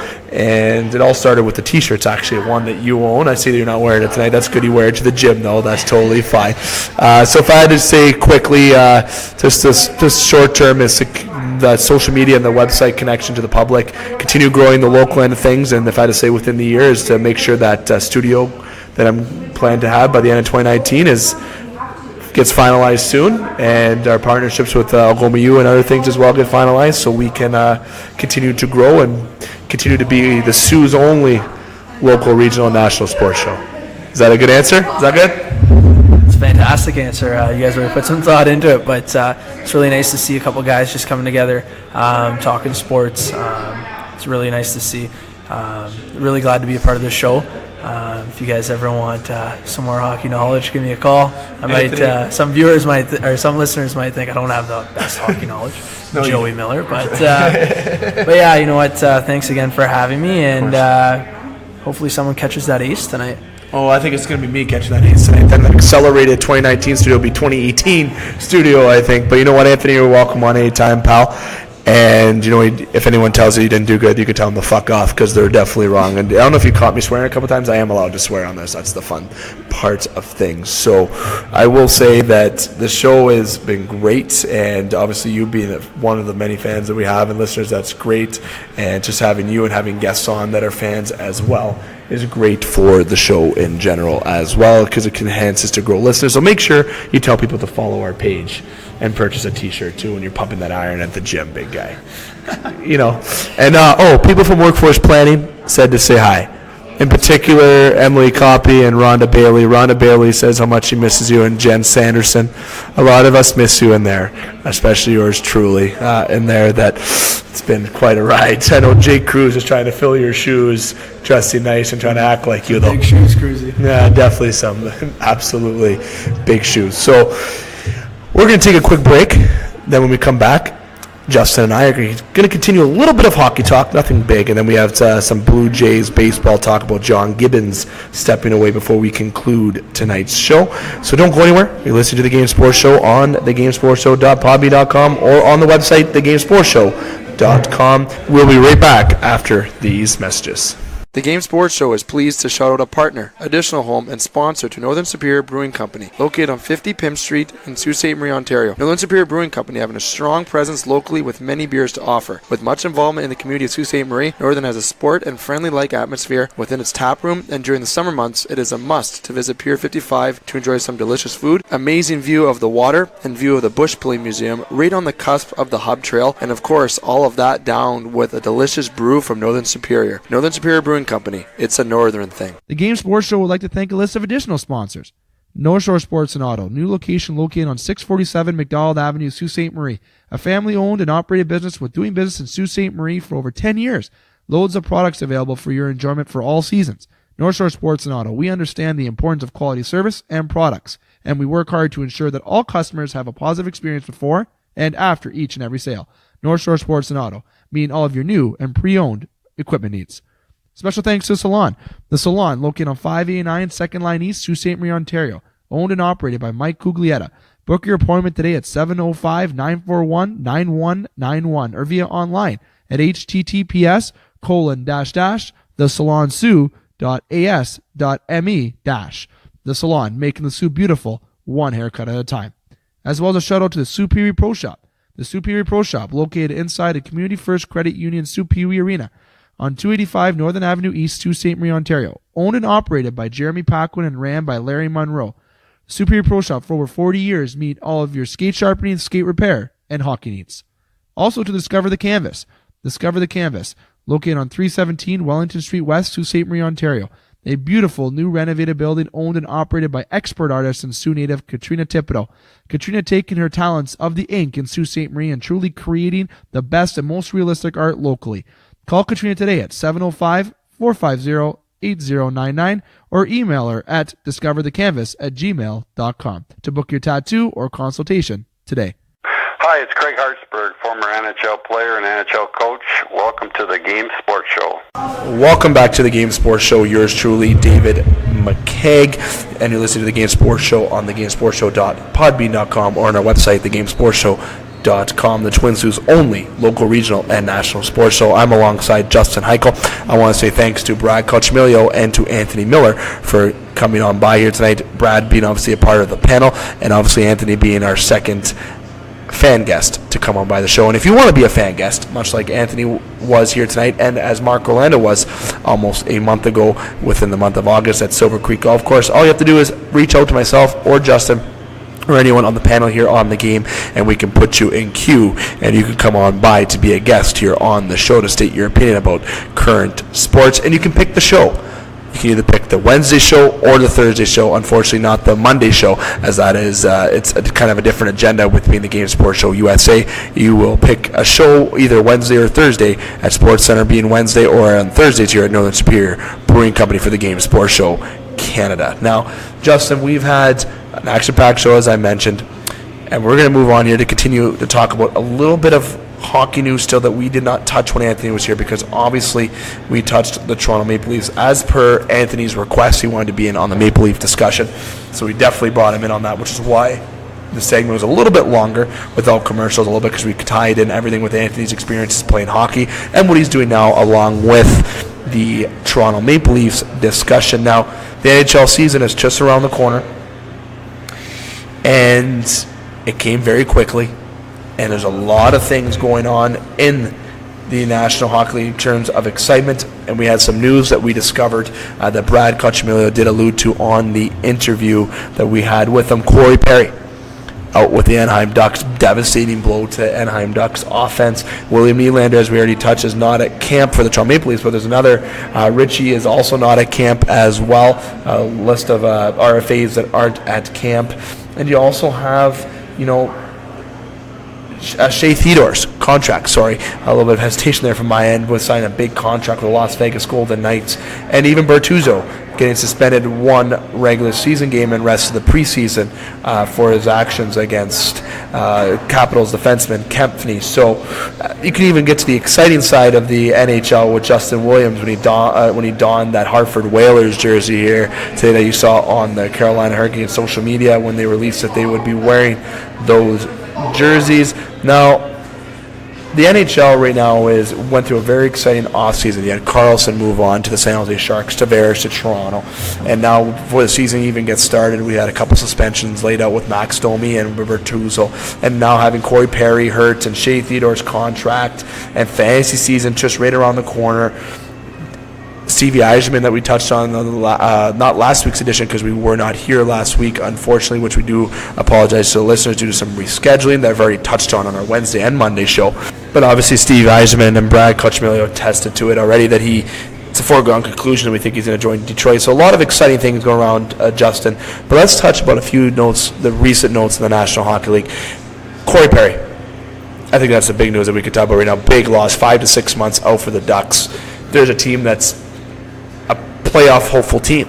Are they a championship contender team? I think that remains to be seen. They were a playoff hopeful team. They were. Now I think does this change plans? Definitely, but I also think it makes them hungry in the trade market as well potentially. And I Corey Perry though, big loss to the Ducks. And how do you think the Ducks are going to react? I think the Kings are happy. San Jose? Well, San Jose was happy when they got Carlson. Let's be honest there. Yeah. I mean, San Jose pretty well helped with the arms battle in the West because Winnipeg was pretty well the team as far as the West goes. Yeah. People are still interested in Vegas. Nashville. We're going to see how it goes. But when it comes down to 4, in May, who do we think is going to be there? I don't really think it's going to be Anaheim. No. Does that make them think? Don't ever get rid. See, puck hasn't even dropped yet this year. But do they see how the season goes the first couple months, then they decide their fate of the season? Then I think you see what you got and roll with it. I mean, Anaheim's still a pretty good team, minus Corey Perry. Yeah, like it's not like all hope is lost because Corey Perry isn't there. It's not like they're the Montreal Canadiens roster where you're trying to put Max Domi at center so he punches someone in the face so he gets suspended, doesn't have to play center. I don't know. There's worse places and worse situations in the NHL. It sucks for Corey Perry because the guy's been just a perennial NHL good guy. Yep. I'm sure there's people that have played against him that maybe wouldn't say the same thing, but he's been good for Anaheim. Yeah. He's been good for Team Canada, so you don't like to see bad things happen to good guys. No. And Corey Perry is definitely a hockey player that's respected in the National Hockey League, that should be respected because of his talent. And I think Ryan Getzlaf is going to carry more of a load on his shoulders now, especially. So I honestly think this makes Anaheim a bit more hungry to try to compete in the Western Conference. But maybe I think they should be smart to look at and see where the next couple months takes them. And if they feel that they're behind the 8 ball, then potentially they can just stay status quo. But if they're going to be doing well even without Corey Perry, then you got to really think that, maybe I should make a move to solidify even more and stack up this team so when Corey Perry does come back, he comes back to a lineup that's already been doing so well, and then it can ease him into a lineup because knee surgery is nothing to joke about or laugh about because that could be a devastating thing, especially with hockey. Because the last thing I recall, playing my competitive days, it's important to have your knees. Now, I can tell you based on experience as well that one that has a physiotherapist appointment on the 4th of October. I know it sounds really weird saying this right now, but I've had some knee issues, and knee surgery might be in my forecast as well. 5 to 6 months is a long time, and those are from professional doctors. When you have anything happen to your knee or knees, it is definitely devastating. So Corey Perry, we do wish you a speedy recovery, but hopefully the Ducks can kind of evaluate where they're going to be so when Corey comes back, he's not rushed into a spot if they're trying to be in a wild card spot at that current time, because that's kind of where I see them falling right now, if not a bit less. Moving on from that, Shea Theodore signed a 7-year deal worth $5.2 million per season. Justin, too much, too little, or just right? I think when you look at this deal in 2 years, you're going to kind of say, well, that's a pretty good contract. Yeah. I think right now, in this moment, if we're giving it instant analysis, it probably seems like a little more money than it should have been. But again, I think you're not paying for the player at their current value. You're kind of also paying for potential. And so locking down a guy like that and the franchise showing him that kind of respect or belief in his potential only can help him, maximize that, I guess, if that's where I'm looking to go with that. But I don't think it's a bad deal. I think I think it's reasonable. Right now, I think the number's alarming to go into the season today, but again, I think even the end of this season, I think it's a better looking contract than it is right now. Yeah, I think so too. I couldn't agree more. I think in the next couple of years, you're going to think this is a good contract. Here's a guy that has potential to be a top pairing guy in the National Hockey League, in my opinion. Moving on quickly, Robert Bortuzzo gets suspended for elbowing to the head. The NHL is really trying to narrow this down. When's it going to stop, Justin? These elbows now, was that the dirtiest elbow to the head have we seen? No. Was it intentional? I don't know, because I'm not the mind of Robert Bortuzzo, but didn't look safe by any means. I do like the 1 season game suspension as well, but I'm not saying that they should factor in the plan that I said that were for how long as somebody else is out. That's how long the suspension should be, because maybe it's a serious hit, but the guy comes right back, and they should still be penalized. So are they going to? Is the NHL getting the suspension right, or should they have been a bit more tough on Bortuzzo? I honestly think that with these suspensions, it's a situational kind of deal, because you got to talk to the refs that were on the ice with the guys. The NHL refs know these guys. I mean, it's no different than you seeing players on opposing teams. These refs know all the players in the NHL, and on a little more than a work relationship level. Like they, when guys are jawing at each other. When maybe. Should he have elbowed him? No, but should he have got something? Probably. So, I mean, is it... A lot of people don't like that answer, where some people deserve what they, you get what you have coming to you. There's cases in the past where, like leg stomping incidents and stuff like that weren't justified whatsoever. And you can't have that. And I don't want to see elbows to the head and people getting hurt, but sometimes in the heat of the moment, shit happens. It does. And you also have to factor in that sometimes you're still talking about kids or young men, and sometimes rationale doesn't triumph over your actions. In the moment, and sometimes you can't control it as well. Another topic, Justin Williams, quick before we go to baseball. We got about 5 minutes left here on the show. The new jerseys. The third, not new. We shouldn't say new, but new in terms of fresh. The original new. Is that a thing? The original new. Can that be a word? Do you like that analogy thing or that term? I don't know. I still have a Hartford Whalers Gordie Howe jersey, so I think it looks sharp. I got to give kudos to Carolina for that. It's a very nice jersey. I think that was new ownership when they came in. They made sure that they were able. I don't know. You got to look at that history, man. You got to keep that history factor. Well, there was something with the old owner and whoever owned the rights to the Hartford Whalers. Okay. And when the new ownership took over, there was something that happened there. We'll look that up and we'll confirm that story next week. Yeah, producer Ghost will let us know for sure. There's something behind that. Yeah. Now that's a thing that I'm excited to see. I love the third jersey. Actually, we know the Ducks have their third jersey. We know teams are having their third jerseys out. Definitely going to be very, very excited to see some third jerseys out there. I'm especially happy to see the Ducks one, like I said. So, Justin, we're going to move on from the world of hockey. However, we're going to jump into the world of baseball to a couple brief topics in terms of the playoffs. We know the playoff implications are starting to really round out, and it seems that the playoff implications are really starting to nail down, especially in the AL. We already know who the teams are going to be. You have the Boston Red Sox being the top team in the AL, and Houston being a team leading their division who have 100 wins as well, and Cleveland, who are the division leaders. They're above the AL, and the wild card team.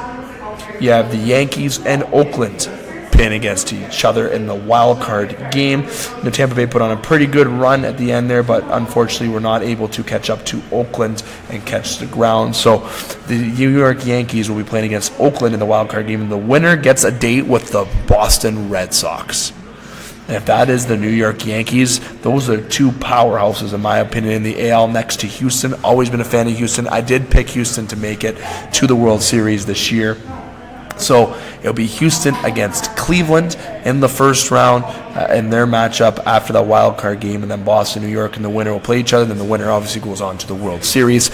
Justin, just a quick little thing with baseball for yourself. If you had to see Boston and New York, do you like this playoff format in the MLB, or do you not like it? Because now you got Boston, who's 107 wins. New York Yankees are 98. Cleveland's 89. They'll have the least wins if the Yankees move on. Even if Oakland wins, they have more wins than Cleveland does. Do you wish that there was a better system for the playoffs, or do you think this is the old classic baseball and keep it the same? It's baseball. It's just baseball being baseball. You think there should be more teams? No, just like this is how it is. It's I'm sure. I don't even know. I'm not sure that even media would be happy that there's more teams involved as far as a lot of games in a season, 162 games. There's a lot of baseball that goes on, and I think by the time October rolls around, even by the time September rolls around, people have checked out. Maybe it's just me north of the border, and the Jays had a really awful year this year, and we were into 72 and 87. I mean, I've been watching Alouettes games religiously since the CFL started, and they traded for Johnny Manziel. So I mean, that's been my interest level. But I think as far as just on this side of the border, interest in baseball kind of dwindles come September, especially if the Jays aren't into it. And it's not because the product isn't good; it's just because you watch a lot of baseball over the year. Yeah, lots of games. And over in the NL, you have the division leaders set with two of them being set. I apologize, with the Chicago Cubs and the Atlanta Braves. Colorado right now is going to be battling it with the Dodgers. The NL is looking still very exciting. It might go down to the last game of the season, but if the playoffs were to start today, it'd be the Cubs, Braves, Rockies, Brewers, and Dodgers. St. Louis is the team on the outside looking into that. I think that is going to be what the picture is, though, what I just stated with the 5 teams. And Milwaukee is looking like the underdog, in my opinion, to make some noise, but keep an eye on those Cubs. I've said Cubs and Astros final. I am sticking to that. Definitely going to be a very exciting playoff run. And in terms of baseball, Washington Nationals, a team that sticks out to me that didn't make the playoffs. That means Harper is all good as gone, I think, from Washington, where he's going to sign. I sure hope it isn't Boston or New York Yankees, but let's get real. The likelihood is there for that, and no Blue Jays fans, don't get your hopes up for that to happen. Philadelphia Phillies had a great year as well. The New York Mets had more of a disappointing year. They wish they did more on the field. Same with San Francisco.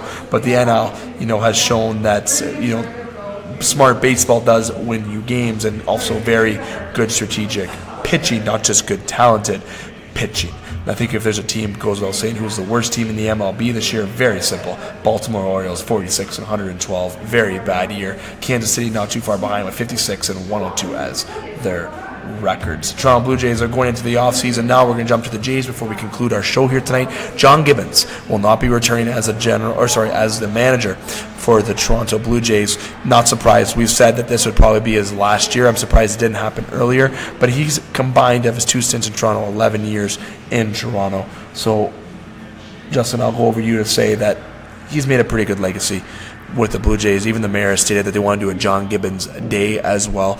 But we got to give credit where it's due. He didn't win a World Series, but he was loyal to this organization. He did try. He did have a lot of good ball teams. He probably didn't have to manage a lot of games in the last couple years before going into last year and this year. But all in all, he did well, and he did do well in the city of Toronto, and he should be respected. He's definitely a big personality that's going to be missed in the Toronto sports culture, that's for sure. Yep. I definitely believe there was probably time for a passing of the guard there. Yeah, it's time. And he even alluded to that in his kind of checkout interview there. But it is kind of a bummer. I mean, his post-game interviews were breathtaking all the time. I mean, I lived for those. Even when the Jays had shit games, Gibbons' interviews were still good. So, but he seemed content. He was going out. Maybe it wasn't the way he wanted to go out, but the Jays didn't have the year they wanted to have either. So, it's a tough way for the Jays and Gibbons to end it, but it needed to be done. We can move on, and he can move on, and away we go. See, I think Gibbons, I have always said that he wasn't a good enough manager to win the World Series with this team. I'm going to stand behind that and say that, you know what, he was a very good manager, yes, but I feel like if they had a different manager, they might have went to the World Series the last couple of years, but that's not doubting his skill as a manager. I just never got the right vibe in terms of a GM from him, in terms of being that guy who can lead them. But hey, the guy was there for a combined 11 years. He stayed there. He's in the MLB as a manager. I'm sitting behind the microphone, as Anthony Miller would say. But I will say right now that his legacy was a good thing in Toronto. He was never bad. The fans loved him. The players did love him, unless your name is Josh Donaldson. I know they had a little kind of issue last year, a couple years ago, but hey, that's sports. That happens. He was respected, and he is respected in the eyes of the Blue Jays. Faithful. And speaking of respect in the Blue Jays' eyes, Marco Estrada had a nice walk-off ovation in the Rogers Center as well from the fans that were there. Definitely a good impact player for the Toronto Blue Jays, and I wish that was somebody they would have tried to trade, but he will definitely be missed, as I can never forget the 2015 game that he pitched. If it wasn't for him, we wouldn't have went to that last game against Texas. And what happened in that game against Texas? Jose Bautista bat flip. Things happen for a reason, and all of it's amazing. A lot of exciting things, and going into next year, I think the Blue Jays really got to factor in this youth movement. I'm a fan of it. Gurriel, Vlad Jr. don't play next year, the year after. Bo Bichette, I think he should play there next year.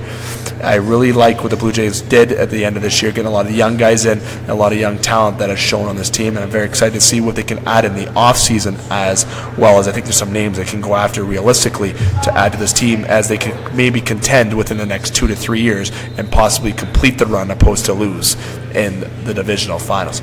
Justin, we're a little bit tight for time, a little bit of minutes overtime actually right now, and we're going to start wrapping up the show here. I want to say thank you to you for coming on by here tonight, and obviously we will see you next week. We are also going to be planning some Silver Creek shows. We have 2 more shows to do in the month of October there, but we will definitely be in touch obviously with those shows.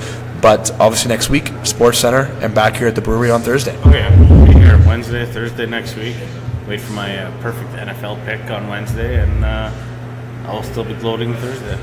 You know, we have something to talk about on Thursday when we come back here as well. It'll be after Game 1 of the National Hockey League season, as Toronto plays Montreal, and the NHL gets underway as well in that week. It's definitely exciting times, especially as a hockey fan. I want to say thanks to Brad Cochimilio again for taking the time. I know he couldn't make it live on location, but to come on the show on the phone at least. Anthony Miller, of course, did a fantastic job. To you, the listeners, obviously the staff here at Northern Superior Brewing Company, to Blake Winter, to you, the listeners, as well, and to our sponsors, obviously alongside Northern Superior Brewing Company, Sports Center Bar and Grill, Silver Creek Golf Course, Discover the Canvas, the Salon, the Superior Pro Shop, Big Brother, Big Sister, Northern Quitters in Need, North Star Sports and Auto, Ken Belanger Hockey, Northern Signs, The Wicked Sister, and Pingator Cleaners. Make sure you follow the show on thegamesportshow.podbean.com, and make sure you veer around and explore our website. We'll be back here on the Game Sports Show Monday 6 to 7 live on Eagle 95.1, 7 to 8 on the Podbean page at The Wicked Sister. Next Wednesday 9 to 10:30 at Sports Center, as I just alluded to with Justin, and we'll be here next Thursday the 4th here at the brewery at 6 p.m. next week, not 7:30. You'll be listening to the Twin Sault's only local, regional, and national sports show. And until next time, keep your stick on the ice, swing your bats, catch your touchdowns, drain your threes, and shoot your shots. Booyah.